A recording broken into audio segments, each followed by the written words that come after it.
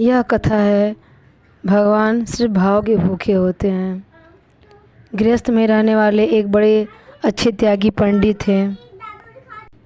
त्याग साधुओं का ठेका नहीं है। गृहस्थ में, साधु में, सभी में त्याग हो सकता है। त्याग साधु वेश में ही हो ऐसी बात नहीं है। पंडित जी बड़े विचारवान थे। भागवत की कथा कहा करते थे। एक धनी आदमी ने उनसे दीक्षा ली और कहा, महाराज कोई सेवा बताओ।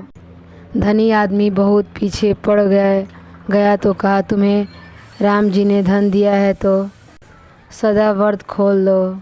अन्न दानम महादानम, भूखों को भोजन कराओ, भूखों को अन्न दो, ऐसा महाराज ने कह दिया। वह श्रद्धालु था। उसने शुरू कर दिया। दान देते हुए कई दिन बीत गए। मनुष्य सावधान नहीं रहता है तो हर एक जगह अभिमान आकर पकड़ लेता है।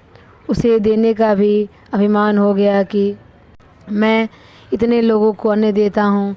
अभिमान होने से नियत समय पर तो अन्न देता और दूसरे समय कोई मांगने आता तो उसकी बड़ी ताड़ना करता, तिरस्कार अपमान करता। क्रोध में आकर अतिथियों की ताड़ना करते हुए कह देता कि सभी भूखे हो गए, सभी आ जाते हैं, सबकी नीयत खराब हो गई। इस प्रकार न जाने क्या क्या गाली देता। पंडित जी महाराज ने वहाँ के लोगों से पूछा कि सदा व्रत का काम कैसा हो रहा है। लोगों ने जवाब दिया, महाराज जी अन्न तो देता है पर अपमान तिरस्कार बहुत करता है। एक दिन पंडित जी महाराज स्वयं 11 बजे रात में उस सेठ के घर पहुँचे। दरवाज़ा खटखटाया और आवाज़ लगाने लगे, सेठ कुछ खाने को मिल जाए। भीतर से सेठ का उत्तर मिला, जाओ जाओ अभी वक्त नहीं है। तो फिर बोले, कुछ भी मिल जाए, ठंडी बासी मिल जाए, कल की बची हुई रोटी मिल जाए, भूख मिटाने के लिए थोड़ा कुछ भी मिल जाए। तो सेठ बोला, अभी नहीं है।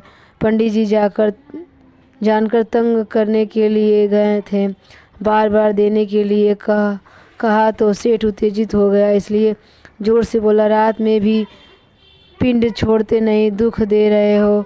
कह दिया ठीक तरह से, अभी नहीं मिलेगा, जाओ। पंडित जी फिर बोले, सेठ जी थोड़ा मिल जाए, कुछ खाने को मिल जाए।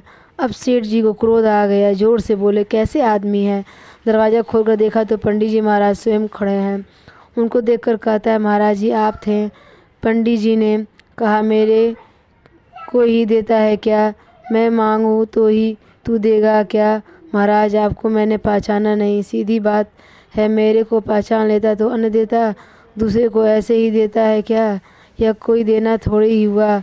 तूने कितनों का अपमान तिरस्कार कर दिया, इससे कितना नुकसान होता है। सेठ ने कहा कि महाराज अब नहीं करूँगा। अब कोई मांगने आए तो सेठ जी पंडित जी को याद आ जाते।